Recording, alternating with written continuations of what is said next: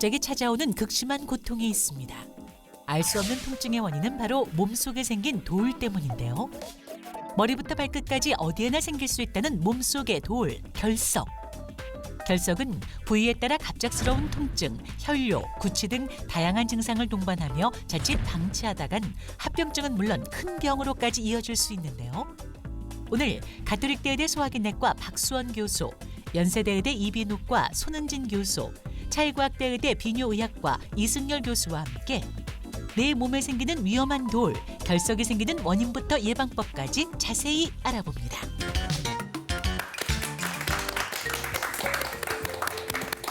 네, 여러분 안녕하세요. 37년 전통의 믿고 보는 무엇이든 물어보세요입니다. 오늘 본격적인 얘기 시작하기 전에 오늘 아침까지 집계된 코로나19 상황을 좀 정리해보면 확진자 수가 30명으로 늘어난 상황입니다. 계속해서 경각심을 좀 늦춰서는 안 될 것 같고요. 근데 많은 분들이 궁금해하시는 게 신종 코로나 바이러스 감염증이라는 이름이 왜 코로나19로 바뀌었을까? 이거 궁금해하시더라고요, 교수님. 예. 네.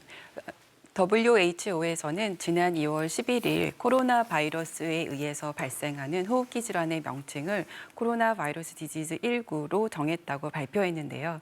이것은 바이러스의 이름과 발견된 연도를 감안해서 만든 명칭이라고 합니다. 영어 약자로는 코비드19라고 부르지만 한글로는 코로나 바이러스 감염증 19 또는 코로나19라는 표현을 사용하고 있습니다. 그렇군요. 근데 며칠 전에 나온 이제 29번째 확진자의 경우에는 닷새 만에 확진자가 발생했는데 네. 보니까 다른 확진자와의 접촉도 없고 동남아나 중국 등 해외여행 이력도 없는 그래 거로 말이에요. 발견이 네. 됐더라고요. 그런 만큼 좀 지역사회 감염에 대한 우려도 커지고 있는데 그 부분은 어떻게 보시나요? 네, 그렇죠. 그래서 29번 확진자의 경우에는 본인이 해외여행 경력이 없기 때문에 지역사회 감염의 가능성을 배제할 수 없는데요. 아직은 정확한 역학조사가 진행 중이기 때문에 환자분이 본인이 알지 모르게 확진자와 접촉했을 가능성도 있고 결과가 나올 때까지는 조금 기다려보시는 게 좋을 것 같습니다. 네, 마음은 좀 차분히 하시되 위생관리는 더욱 철저히 해야 될 때가 아닌가 이런 생각이 드는데요. 확진자 30명 가운데 9분은 이제 완치 판정을 받았거든요. 그럼 그 9분은 재발할 위험이 없는 걸까? 이것도 많이 궁금해하십니다, 교수님. 네, 코로나19는 신종 바이러스이기 때문에요. 우리가 그 항체가 생겼다고 해서 재발률이 떨어진다고 우리가 단언할 수는 없습니다. 그런데 우리가 메르스나 사스와 같은 경우를 갖다 비춰보게 되면요.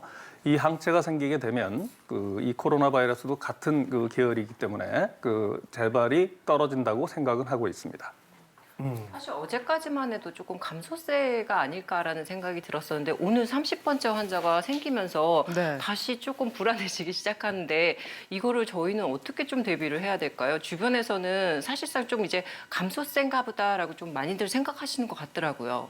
네. 코로나19 확진자의 발생이 최근에 코로나19요. 네, 코로나19 죄송합니다. 코로나19의 확진자의 발생률이 최근에 감소세로 들어섰던 것은 사실입니다만 어제 발견된 확진자의 경우에는 지역사회 감염의 가능성도 배제할 수 없기 때문에 아직은 위기가 지났다고 말하기에는 시기상조인 것 같습니다. 여전히 앞으로의 상황을 예의주시하면서 개인 위생 관리를 철저히 하시는 게 좋겠습니다. 네, 정식 명칭 다시 한번 정리해드리겠습니다. 코로나19고요. 뭐 근거 없는 두려움이나 가짜 뉴스는 당연히 경계해야겠지만 방심은 아직 금물인 것 같습니다. 개인 위생, 손 씻기나 마스크 착용 철저히 하시는 게 도움이 될 것 같습니다. 완전히 끝날 때까지는 결코 끝난 게 아닙니다. 경각심을 늦춰서는 안 될 것 같고요. 본격적인 오늘 내용 들어가겠습니다. 여러분 혹시 내 몸속에 어디선가 돌이 자라고 있지는 않을까 이런 생각을 한 번쯤 해보셨는지 모르겠는데 우리가 속이 좀 다부룩하고 자주 체하는 것도 또 어깨가 좀 결리고 아픈 것도 또 소변 보기가 조금 불편한 것도 어쩌면 우리 몸속에 자라고 있는 돌 때문일 수도 있다고 합니다. 그러니까요. 근데 우리 몸에 생기는 돌을 결석이라고 부르는데 저도 결석하면 뭐 요로결석, 신장결석 이런 건 들어봤단 말이죠. 근데 그런 부분 말고도 우리 몸 곳곳에 돌이 생기는 곳이 생각보다 많다고요, 손 교수님. 네, 그렇습니다. 결석은 뇌를 제외하고는 거의 모든 장기에서 생길 수 있다고 말을 해도 과언이 아닐 정도로 우리 몸에서 흔하게 발견이 되는데요. 실제로 귀 뒤에서는 몸의 균형을 잡는 데 도움이 되어서 꼭 있어야만 하는 이석이라고 하는 구조도 있지만 대부분의 경우 우리 몸에 생기는 결석은 내 몸에 건강에 이상이 있을 때 발견되는 것이라고 볼 수 있습니다. 예를 들어서 눈에서 있는 결막에도 결석이 생길 수가 있고요.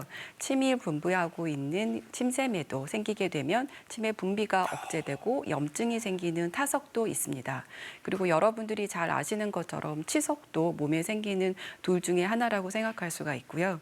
그 이외에도 얼굴에서만 이 정도이고 어깨나 손, 발, 위장이나 담도, 요로, 신장 등 여러 군데에서 생길 수 있습니다. 네. 아니 근데 이렇게 전신에 다 생기는지 전 처음 알았거든요. 예. 근데 이런 결석의 종류가 다 똑같은 건가요? 이 교수님. 네, 하지만 이 결석이 모두 다 똑같은 것은 아닙니다. 이 결석은 발생되는 부위에 따라서 각각 다 다른데요.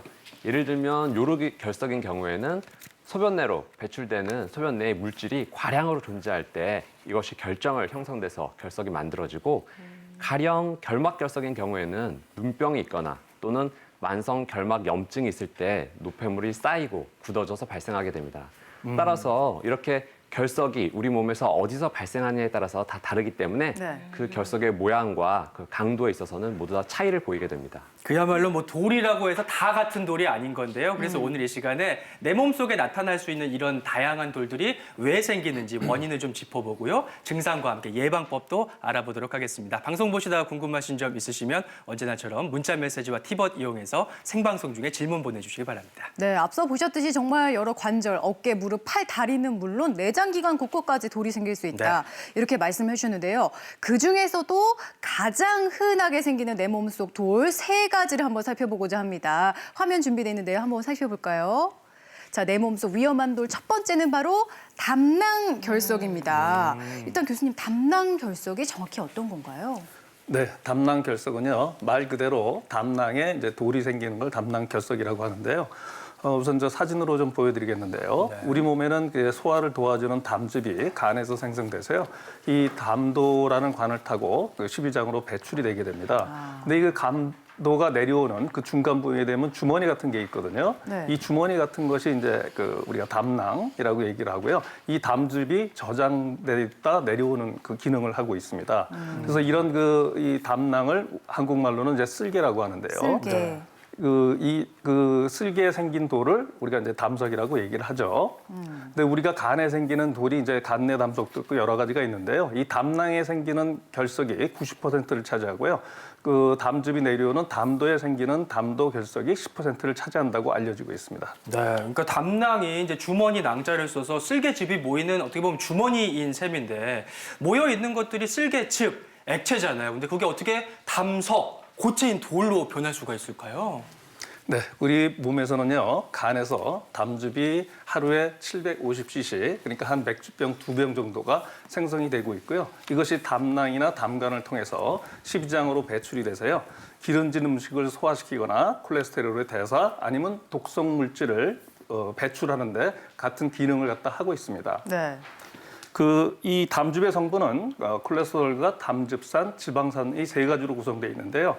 이 담즙에 구성되고 있는 이 구성 성분은 체내에서 철저히 정확하게 관리가 되고 있습니다. 근데 이 구성 성분의 변화가 생기게 되면 이제 찌꺼기가 생기게 되거든요. 이 찌꺼기가 생기면 점차적으로 모아지고 단단하게 돼서 결석이 발생하게 됩니다. 그렇군요.